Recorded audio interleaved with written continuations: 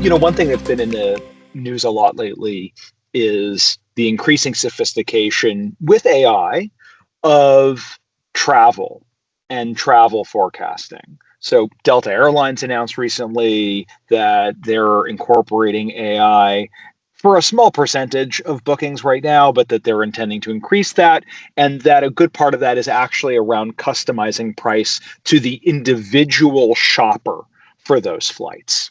And I wonder if you can talk a little bit about whether it's that or another example. What are some of the ways that we should be thinking about the demand signals that we incorporate? Are there any guardrails Yeah, that we should yeah. be thinking about things that maybe don't belong in a forecast today? And as you talk us through this, I think also hearing your opinion on the degree to which these tools are really ready for prime time. Like, is there a reason Yeah. why Delta hasn't rolled that out to every flight? Sure, And sure. so I'd love to hear that. Yeah, and of course, AI is obviously at varying levels of maturity. What we are truly seeing, though, in many of these advanced demand planning, supply planning, forecasting tools, is that AI component is getting more and more rapidly advanced. And I'll give you a real example. So, you're imagine you're a athletic apparel brand. And imagine you're the category manager or the merchant for the running category. So, okay, back in the days, I can do my typical statistical forecasts. I have to manually drop in my promotions. It will give me a lift for that particular item. However, it's not going to do any impact to the other items because those systems were not smart enough back then, right?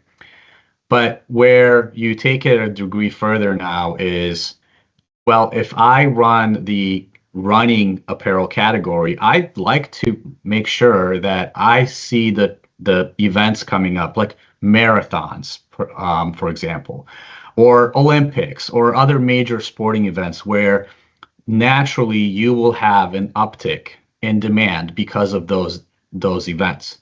That's what you get in today's tools, and that's pretty neat. So I think, look, like with any new technology, everyone's going to have a little bit of skepticism, right? And having been a merchant and understanding and knowing how merchants, act and think, right? It's a scary thing to basically say, I'm going to let the system just kind of do its thing without my intervention. My natural tendency is I want to intervene because I know this category. I don't know if I can trust the system. But you know what? Fine. Then run a parallel exercise. Run it in parallel. Work with a provider, or work with your data analytics and engineering teams on doing a digital twin, and run that exercise and see if your forecast does indeed improve. Because I would submit that typically when companies start to use these advanced planning systems, where you now get down to a SKU specific methodology for forecasting plus demand sensing, which is that forward looking stuff, you're usually seeing 20, 30 to 40% improvement in forecast accuracy.